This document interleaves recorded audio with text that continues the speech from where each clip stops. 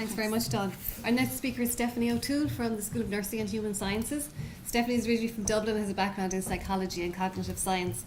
Her research is funded by a mixture from the Medical Research Charities Group and the Health Research Board. And she's already been presenting her work, so it's already taken her to Toronto and New Orleans. So she has some experience to bring to bear today, I hope.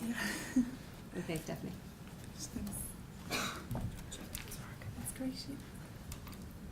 Yeah, perfect. Okay, thank you very much. Hi, so my name is Stephanie. I'm here to talk to you today about the issue of talking about epilepsy, and specifically my research looks at the impact of family communication on the well-being of children with epilepsy and their parents. So firstly, I'm just going to give a brief background about epilepsy as a condition. So epilepsy is a chronic condition, meaning it's persistent or lifelong, and it occurs in approximately 1 in 200 children each year. So epilepsy is characterised by the occurrence of seizures, and seizure is an episode of abnormal electrical activity in the brain. So what many people don't know about epilepsy is that there's actually over 40 different types of seizures. So while you might be aware of the stereotypical kind of tonic-clonic seizure where a person may fall to the ground or convulse, there are actually a range of seizures, some even only appearing as a small lapse of awareness for a few seconds. So they might go relatively unnoticed. So this brings me to my next point. Epilepsy is an invisible condition, in that unless a person with epilepsy tells you about their condition, you may not be aware that they have epilepsy. So also epilepsy is a highly stigmatized condition in society. So this leads to a kind of a cycle of invisibility, whereby epilepsy-related stigma in society feeds into, or may lead to individuals with epilepsy feeling shame in relation to their condition, which may lead to them concealing the condition, which leads to a lack of public knowledge about epilepsy, and then feeds into these misconceptions around it. So it's a perpetuating cycle in that way.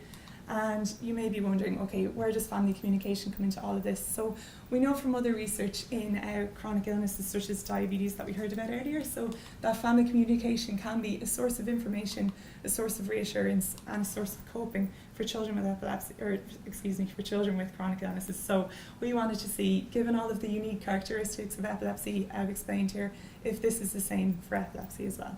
So at the outset of this research, as with any research, we wanted to know, well, what do we know already? So we conducted a review with 27 studies that all contained some smaller incidental findings related to family communication about epilepsy. And we found the following: that 1 in 5 families living with childhood epilepsy endorse unhealthy levels of family functioning. So that includes communicating less than families living without epilepsy. And some of the challenges that children and parents faced were a desire to keep epilepsy a secret, parental overprotection, and just a lack of information and knowledge about the condition that made it difficult to communicate about it. And we also know that interventions for these families do lead to positive outcomes. So they lead to improved family functioning, greater self-management, and a greater ability to explain epilepsy, which is also obviously very beneficial in being able to talk about it. So what do we not know still? We didn't know, how do families communicate about epilepsy, and what is that communication associated with? So that's the kind of gap in the research literature that we sought to fill with this study. So to answer the first question there, we conducted interviews with children with epilepsy and their parents to see, okay, how do you talk about epilepsy? And how does that work? So amongst the 30 families that we interviewed, we saw examples of open communication, which is kind of frequent, open and honest talking about the condition, and also examples of closed communication, which is just less tendency to talk about it, or sometimes avoidance of communication about it. And what families told us were, for open communication, for example, it's not going to be some dirty little secret she has, so that's why we talk about it. And then some examples of closed communication, I just wouldn't mention it ever. So we found some interesting insights from that. So with this information, then we wanted to know, okay, how do we know what the best approach is for talking about epilepsy, or what leads to the best outcomes? So we conducted more detailed questionnaires to see what is this communication associated with, and we conducted those with a greater number of children with epilepsy and parents. And we found that open communication was related to greater confidence in managing epilepsy, children and parents having a more positive attitude towards the condition, less stigma around the condition, and worrying less about it. And also that closed communication on the opposite front was associated with less confidence in managing epilepsy, more negative attitudes, more stigma perceptions, and greater level of worry. So what we can deduce from this research is that talking about epilepsy is important.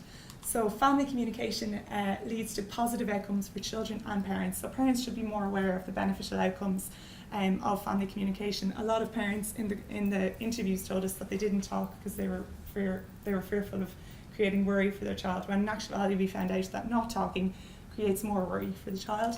So healthcare professionals should also be aware of the importance of this. So at the time of diagnosis, often a first point of contact for families is a neurologist or a GP. So if they were aware of these benefits, they could relay this to the families as well.